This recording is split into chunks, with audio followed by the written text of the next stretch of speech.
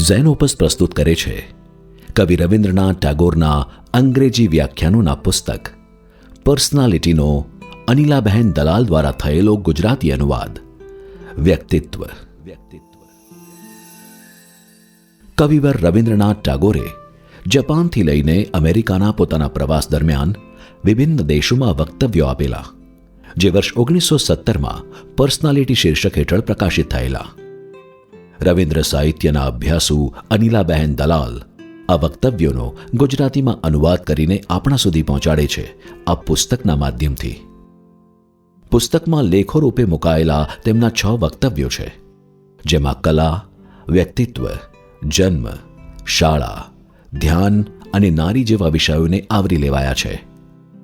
રવિન્દ્રનાથ ટાગોર કલાના સર્જનમાં માનવીના વ્યક્તિત્વને પ્રાધાન્ય આપે છે, સાથે માનવી પોતાના વ્યક્તિત્વ દ્વારા જગત અને જીવનના સત્યને કેવી રીતે પામી શકે તે સમજાવે છે.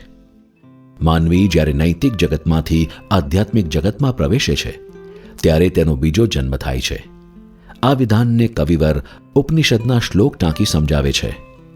સાથે જ ઉત્સવો, ચિત્ર અને સંગીત જેવી પ્રવૃત્તિઓ દ્વારા અપાયેલું શિક્ષણ બાળકના સર્વાંગી વિકાસમાં કેવી રીતે ઉપકારક નીવડે છે તેની વાત કરી છે.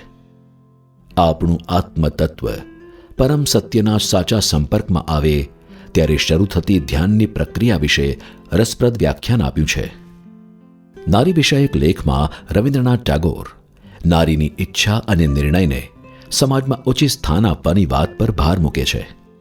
માણસના વ્યક્તિત્વને કેન્દ્રમાં રાખીને પરમ સત્યના તત્વને પામવા પર ભાર મૂકતા આ લેખો રવિન્દ્રનાથના પ્રેમીઓ અને અભ્યાસુઓને વ્યક્તિત્વ વિકાસ તરફ દોરી જશે.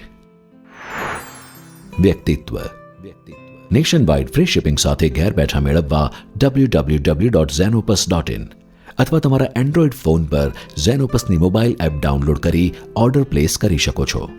ઓનલાઈન શોપિંગ માટે એમેઝોન અથવા તમારા નજીકના બુક સ્ટોરનો સંપર્ક કરો. સાથે ઝેનોપસના ફેસબુક અને ઇન્સ્ટાગ્રામ પેજને ફોલો કરો અને નવા પ્રકાશિત પુસ્તકોની માહિતી મેળવો.